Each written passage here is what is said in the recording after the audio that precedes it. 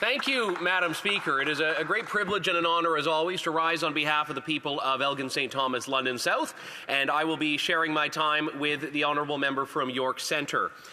When I was first elected, I was shocked at how quickly crime became the issue I had to contend with as a Member of Parliament, because it was the significant issue that galvanized the community of St. Thomas this summer in many respects. There was a rather historic building. It happened to have been my campaign office in the previous election, 140 some odd years old, and it was burned down by a serial arsonist out on bail.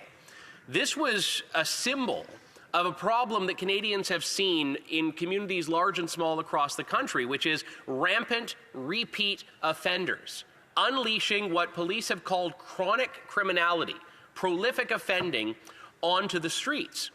And if you talk to any police service across the country, as I have with the police chiefs in my riding and others through my work on the Justice Committee, you will hear that a small number of offenders, sometimes 100 people, maybe even fewer, are responsible for 80 to 90% of the calls that police must respond to. A small group of prolific offenders taxing communities, taxing and straining police resources, and yes, terrifying and terrorizing communities, making it so people do not feel safe walking streets they once could comfortably and safely and freely walk down at any hour of the day or night. People that don't feel comfortable letting their children go out to a mall. People that are forced to take other forms of transportation because they don't feel safe on public transit.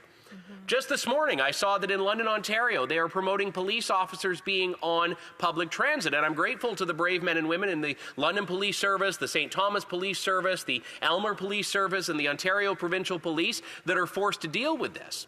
But they have had to deal with a problem that has by and large been a consequence of federal government policy.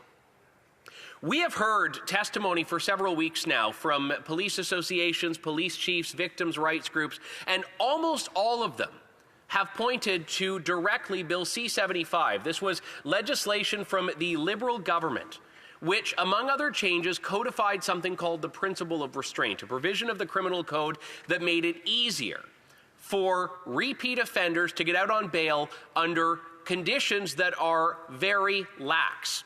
And why I bring this up is because for months, when we've been raising these issues in this House, the government has said, don't worry, bail reform is coming, bail legislation is coming. And this was not a significant priority to the extent that other bills were. We saw Bill C-9, which was actually the first priority as far as justice legislation goes of this government. That was coming out and tabled in this House weeks before bail legislation was. And now we see Bill C-14, and I will say first and foremost that I am grateful the Liberal government recognizes that there is a crisis unfolding in our criminal justice system. I'm grateful that the Liberal government has finally responded to the calls from law enforcement, from municipal governments, from victims' rights groups, from ordinary citizens, and yes, from Conservative members of Parliament, that action is needed. Now, what they have delivered falls short on some very key areas. And the reason I think this is important is because they said that they needed time because they wanted to get it right. They needed time because they wanted to cover all the bases. We had before the Justice Committee on Tuesday, Madam Speaker, the Commissioner of the Ontario Provincial Police, Thomas Carrick, a very decorated officer. He's also the president of the Canadian Association of Chiefs of Police. And what Commissioner Carrick said is that he was disappointed the legislation didn't tackle sentencing in a meaningful way. It was supposed to tackle bail and sentencing, and it has, with the exception of beefing up the penalty for contempt of court, not really touched sentencing head-on when we're talking about the sentences for violent offenses. So that is a key shortcoming of this bill. And on the principle of restraint, we also have another key issue here, Madam Speaker, which is that the bill offers, I'll read it precisely, the following language. On the principle of restraint, for greater certainty, Section 493.1 does not require the accused to be released. So they're basically giving a little asterisk for judges and police officers to tell them, don't worry, this principle in the criminal code that says you must release people at the earliest opportunity under the least onerous conditions, it doesn't mean you have to release them at all. Well, everyone knows that, Madam Speaker. No matter how critical you are of the justice system, you know that 100% of people do not get bail, although the Liberals have certainly tried to get to as close to that figure as possible, it seems. But this is a clarifying note. This is not a meaningful change. They're just saying, no, this doesn't mean what you think it does. This section doesn't mean what police have been saying it has done to them, what attorneys have been saying it has done to the justice system. And they have made, to be fair, some acknowledgement that there is a problem when they expand reverse onus. This is something that I welcome. But when this bill goes before committee, I think it is incumbent on the Liberal government to accept the very significant ways in which Conservatives have already proposed in this House measures that would be genuinely and seriously tough on crime, that would provide real solutions and real resolutions, concrete reforms to fix the Liberal bail system.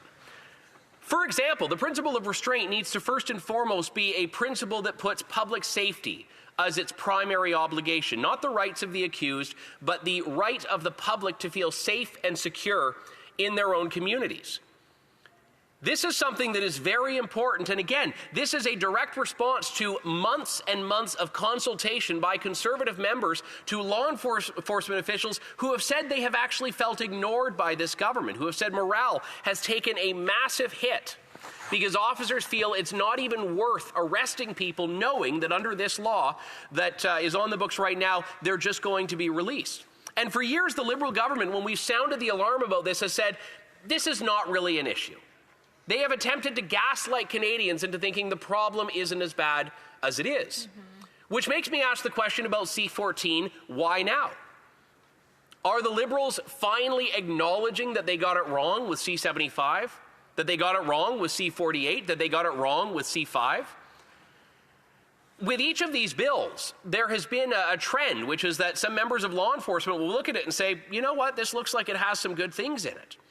But years later, when they see the application of it, they turn around and realize that this didn't actually deliver. It didn't deliver on the promises. It didn't deliver on what the government said it would. And that is, of course, a concern that I have on C-14, as I would on any legislation. We need to make sure these aren't just things that exist on paper, but do not translate into the real world. We have given the government the answers. We have provided 3 pieces of legislation in this House already. Well, they were still trying to figure out where they wanted to go with Bill C-14. My colleague from Oxford introduced the Jail Not Bail Act, Bill C-242. This would put front and center the role of public safety when we're talking about bail. It would also prohibit one from serving as a surety to help other people, other accused offenders, get out on bail if they themselves have been convicted of a criminal offense within the last 10 years. Reform of the surety system does not appear at all in Bill C-14, another shortcoming identified already by witnesses testifying before the Justice Committee on our bail study. We also have from my colleague from Lethbridge, Bill C-246, which would put consecutive sentences in place for sexual offenders. Heinous criminals who have been convicted, they should be serving their sentences consecutively. Again, a proposal we offer to the government. Please, Madam Speaker, tell them, I can't tell them directly, but through you, tell them to take our idea. Put this in law if they are serious about these measures. And my colleague from Kamloops, Thompson-Nicola, Bill C-225, which would create new offenses pertaining to intimate partner violence. Provisions that Jennifer Dunn of the London Abused Women's Centre told the Justice Committee yesterday she would encourage the House of Commons to pass to protect women. To protect women. Victims are being failed by the justice system as it is now. And Ms. Dunn said in her testimony that many of the women she sees do not even refer to the justice system as the justice system anymore. So I am committed to working with the government if they are serious about wanting to reform and genuinely fix their problems. But they need to acknowledge their role in creating these problems. They need to acknowledge what law enforcement have been saying, which is that so much of what we're dealing with on the streets now that has led to C-14 is a consequence of Liberal laws, notably C-75.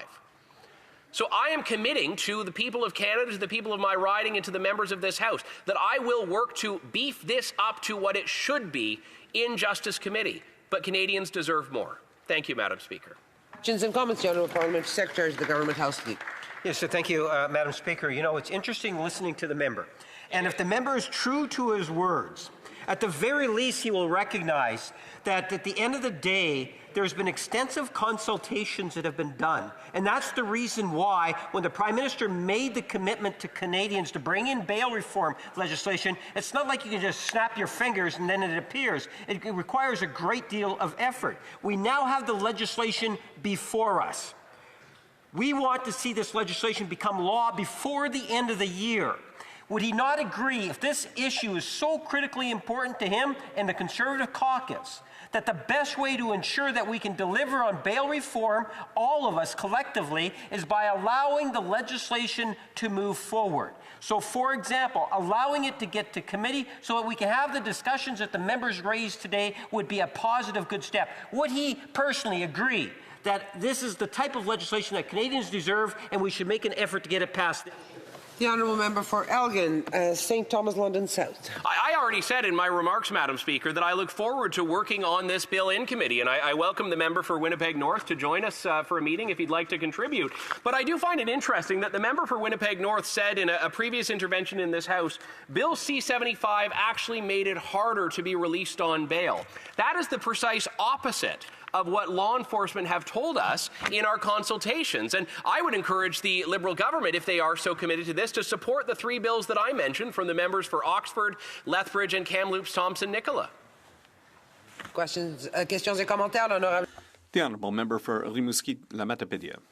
Thank you, Madam Speaker, and I thank my colleague for his speech. The Conservatives' dream of importing the three strikes law in the United States. After three strikes, you have prison for life, and that is having an impact on prison population, and it's not lowering crime. Experts are saying that crime comes from the housing crisis, from addictions, and from a lack of services. So why are the Conservatives focusing so much on bringing a public policy in that doesn't work, that doesn't reduce crime, instead of focusing on measures that are based on data and prevention? Elgin, St. Thomas, London South. Well, I'd like to thank my colleague for the question. The Liberal government legislation, Bill C-14, but on three strikes laws, and we did put a motion before this House that would call for that, I would ask my honourable colleague if his constituents would agree that people that repeatedly flout the law, repeatedly violate the law, terrorize communities, and are back on the street, how many strikes would he think is enough before they should be kept behind bars? Honourable Member for Prince George, Peace River, Northern Rockies. Thank you, Madam Speaker, and great speech from my colleague. I just spoke with a councillor from Prince George yesterday who's in town for FCM, Corey Ramsey. She told me a story where she was on a ride-along with the local RCMP in Prince George, where they actually caught somebody breaking into the local Value Village and had them arrested. She was on the ride-along where they actually saw the person go into jail. Within an hour and a half, the person was back on the streets again, and on the same ride-along, 4 hours later, the same person was rearrested. That's the real life of Prince George and the issues around, a bail being issued so many times. My question to the member, again after a great speech, are you confident that C-14 in its current state will truly address the bail, not jail, revolving door the Liberals have created? Thank you. For Elgin, St. Thomas, London South. Well, I thank my colleague for that question, and sadly his experiences in his community are not rare. They're the same things I hear from the police officers that I work with in my riding, and it's the ones that my colleagues have been hearing as well, which makes it all the more shameful that the Liberal government has ultimately ignored what they've been saying for so long, and even now is falling short of it. So I would love for nothing other than for C-14 to work, to answer these key concerns, but it needs a lot more, and I think that's why the committee process will be very important, and I intend to put forward these solutions, and I hope the Liberals don't obstruct those.